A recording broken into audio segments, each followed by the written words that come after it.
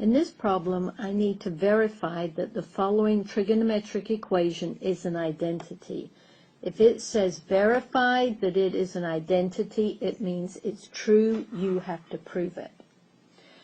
So when we look at identities, it's better to start with the more complicated side. And I think definitely this time, the left-hand side is the more complicated of the two.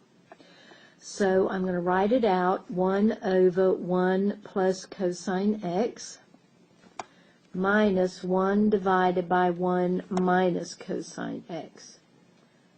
Okay, so we have a problem in which we need to add fractions. What do we need to do when we add fractions? We need to have a least common denominator. So we take our first denominator, that's 1 plus cosine x. We definitely need that. That's this one here. Now let's look at our second one. Is that the same or different? It's different. So I have to multiply by that, which is 1 minus cosine x. So that's my LCD. So now what I have to do is write both of these terms on the left-hand side over the LCD. So I'm writing out the first term again. What do I have to multiply the first term by in the denominator to get the LCD? Well, you can see that I'm missing 1 minus cosine x. So if I multiply the denominator by 1 minus cosine x, I have to also multiply the numerator by 1 minus cosine x, because all I'm really doing is multiplying by 1. Repeat the procedure with the second term. So it's 1 over 1 minus cosine x. What's missing in this denominator? Well, I'm missing 1 plus cosine x. Excuse my cat, I think she wants to learn a little trig today. So I have to multiply numerator and denominator by 1 plus cosine x. So now are both of my denominators, is this denominator here the same as this one here? Yes, so I can write everything over the LCD, which is 1 plus cosine x times 1 minus cosine x. What do I have in the numerator from the first one? Well, I have 1 minus cosine x. I don't need the parentheses around it because it's just 1 times. But now I have minus the quantity 1 plus cosine x. Do I need the parentheses on this one? Yes, since I must distribute that negative. The next part is I have to distribute in that negative into the parentheses. So my numerator then is 1 minus cosine x minus negative times 1 is negative 1. Negative 1 times cosine x is negative cosine x. All divided by, now we have to look at our denominator. So let's look here. I need to FOIL out these terms.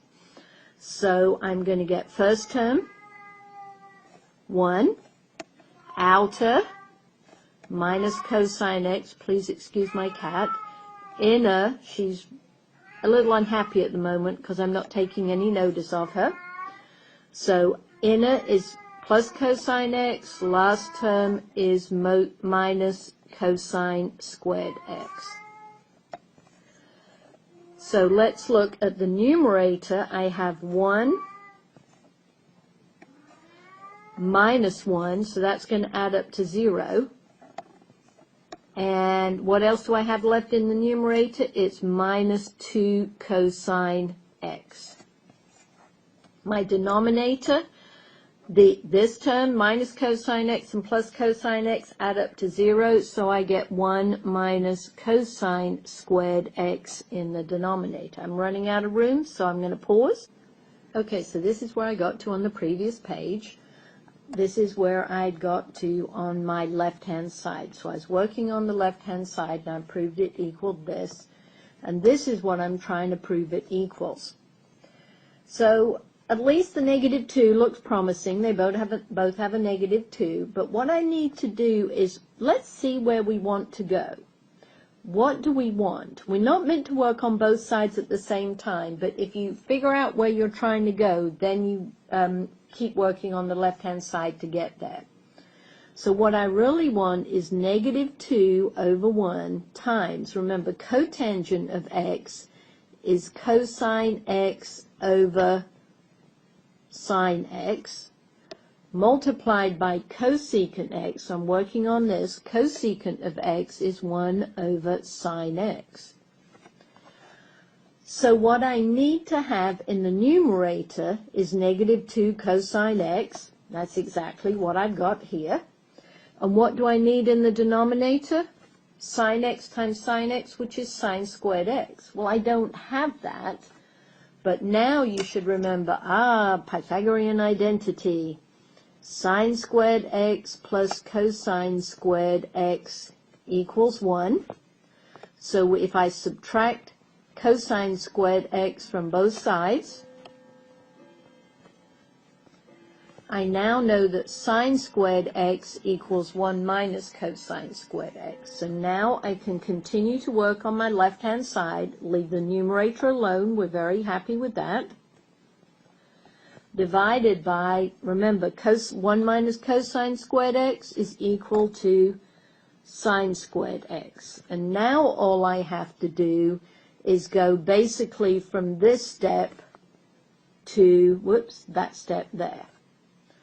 So now all you do is you rewrite this as negative 2 over 1 times, I need to have a cosine x over sine x, so I'm going to write cosine x over one of those sine x's in the denominator, multiplied by 1 over sine x. Is this step the same as the one before? Yes, because I have negative 2 times cosine x is negative 2 cosine x.